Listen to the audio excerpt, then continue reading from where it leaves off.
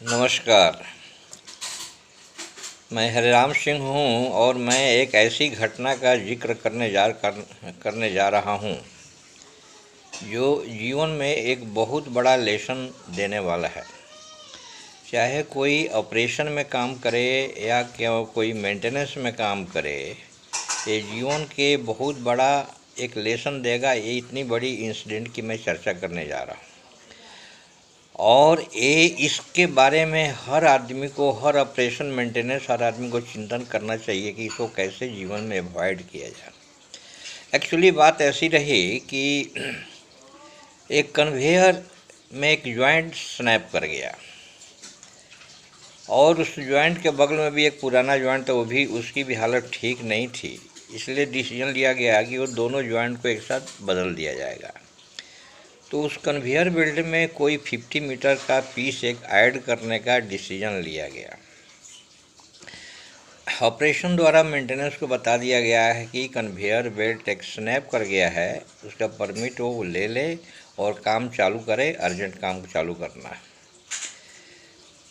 Operation maintenance department ने भी उस कन्वेयर के लिए परमिट अप्लाई कर दिया और परमिट को एक मज़दूर के द्वारा कंट्रोल रूम में भेज दिया गया कि ये परमिट इशू कर दिया जाए, PTW परमिट वर्क इशू कर दिया जाए ताकि काम चालू किया जा सके। वो मज़दूर गया, शिफ्ट इंचार्ज को बोला कि परमिट इशू कर दीजिए। शिफ्ट इंचार्ज बहुत ही बिजी था। नॉर्मली ऑपरेशन का आदमी तो बिजी रहता है बंकर लेवल भरने के लिए, प्लांट चालू करने के लिए, बहुत सारे काम एक जगह जाकर के कंसंट्रेट होकर करना पड़ता है।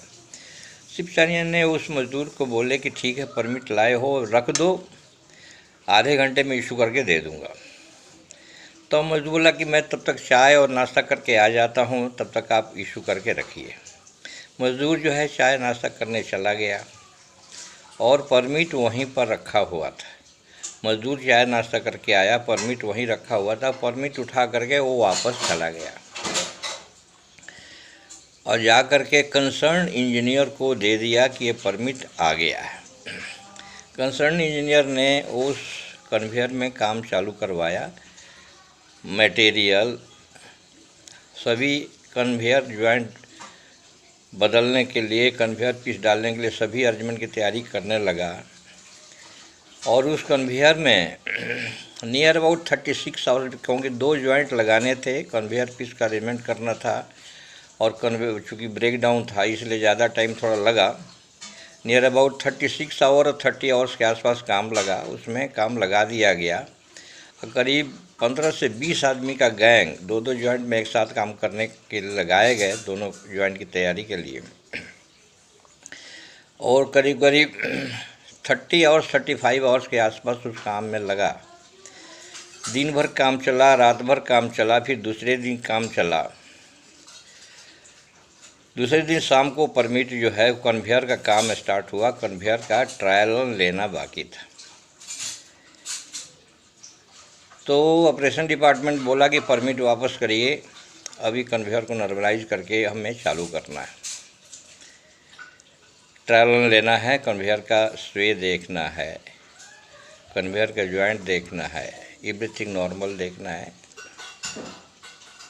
तो कंसर्न इंजीनियर ने उस परमिट को वापस कंट्रोल रूम में भेजा नॉर्मलाइज करने के लिए।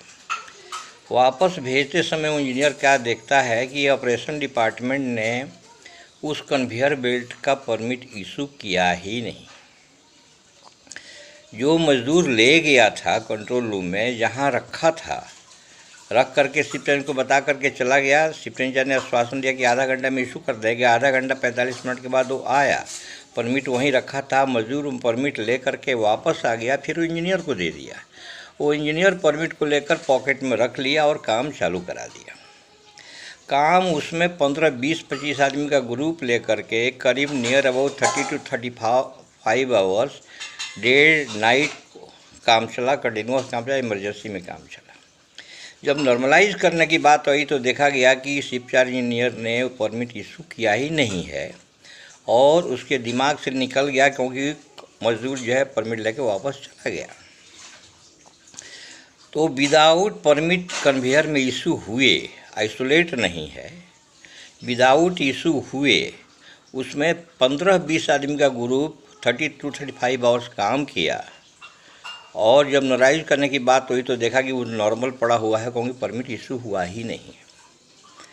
ये ऑपरेशन डिपार्टमेंट को सावधान रहने की ज़रूरत है, इस तरह की घटना न हो, क्योंकि इसके बीच में 2-3 शिफ्ट बदल गए, किसी ने ध्यान नहीं दिया कि परमिट इशू नहीं है, कन्वेयर आइसोलेट नहीं है और मेंटेनेंस का इतना बड़ा ग्रुप उसमें काम कर रहा है। मेंटेनेंस का आदमी जानता है कि परमिट इशू हो गया है, पॉकेट में रख लिया, लेकिन परमिट इशू हुआ है, हुआ ही नहीं। ये लैप्सेस है ऑपरेशन डिपार्टमेंट का, मेंटेनेंस डिपार्टमेंट का, जबकि प्रोसीजर ये है कि परमिट इशू करने के बाद भी कंसर्न इंजीनियर को जा करके ब्रेकर चेक करना है कि ब्रेकर रियल में लोकली आइसोलेट है कि नहीं, तभी उसमें काम स्टार्ट करना है, आदमी लगाना है। ये इतना बड़ा हाई रिस्क का ये एक्सीडेंट इसमें इन्वॉल्व था, हाई रिस्क का इंसिडेंट इन्वॉल्व था और ये काम हो गया। हालांकि fortunately good luck we can say कि कुछ हुआ नहीं होने का कारण था कि ऑपरेशन को मालूम था कि इसमें स्नैप हो गया, सभी ग्रुप को धीरे धीरे कम्युनिकेट हो गया कि वो स्नैप हो गया, तो किसी ने चालू नहीं किया और मेंटेनेंस डिपार्टमेंट तो उसमें ऑलरेडी काम कर ही रहा, तो उसको चालू करने का सवाल नहीं। लेकिन बिना आइसोलेट किए हुए कन्वेयर पर 15 से 20 आदमी डे एंड नाइट काम किए और हाईली पोटेंशियल रिस्क वाला काम बिना आइसोलेशन का हो गया, ये बहुत बड़ा लैप्सेस हुआ। मैं इस घटना के जिक्र इसलिए कहा हूँ कि जो भी ऑपरेशन डिपार्टमेंट में आदमी है, जो भी मेंटेनेंस में आदमी है, इस तरह के रिस्क को कैसे अवॉइड जाए अपने अपने डिपार्टमेंट में, अपने अपने सिचुएशन में, अपने अपने परमिट टू वर्क सिस्टम को स्टडी करके अवॉइड करने की कोशिश करना है, ताकि इस तरह की हाईली रिस्क वाला इंसिडेंट या किसी प्रकार के इंसिडेंट का सिचुएशन न बन सके।